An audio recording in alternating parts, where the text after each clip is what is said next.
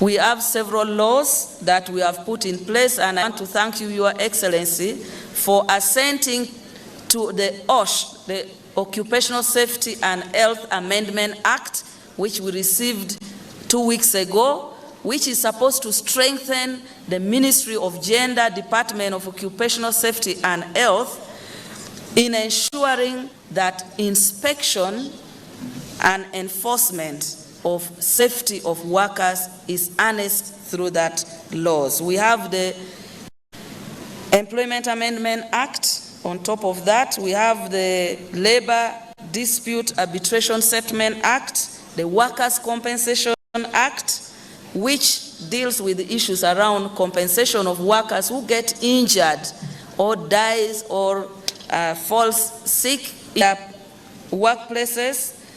The Pension Act, the NSSF Act, the Public Service Standing Orders, to mention but a few.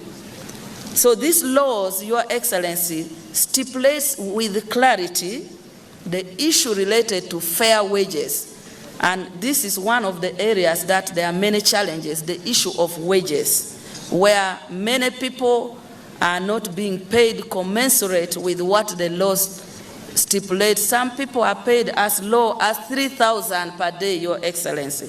That's why sometimes when you are driving, you will find where the people are within industrial park walking with a large number. So the issue of fair wages are addressed in the law: job security, safety and health, working hours, social security benefits, gratuity, maternity and paternity benefits, the right to form or join unions, the right to non-discrimination, and the right to social security. Of course, although the law exists, we still find some unscrupulous people who still do not follow the law, Your Excellency.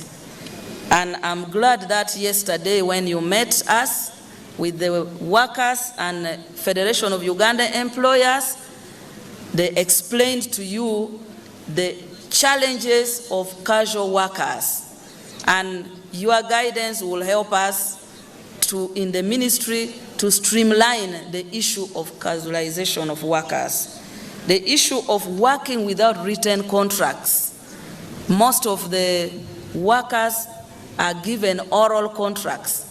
It's even worse where most of these are subcontractors. Your Excellency, we have this practice which we will bring a cabinet paper on circumstances where established companies are now using agents to recruit for them and negotiate. The agents are the ones who negotiate the wages, and they take the employees to the companies, and when those employees get a problem, the companies say, those are not our employees, you talk to the agents. And the agents do not have the licenses to employ people, and it does not have the mandate to compensate, to treat injury, and so on. The issue of safety, occupational safety and health, we have a lot of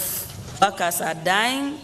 I think in the last 1 month we recorded about 3-4 deaths because of lack of following stringent occupational safety and health in workplaces.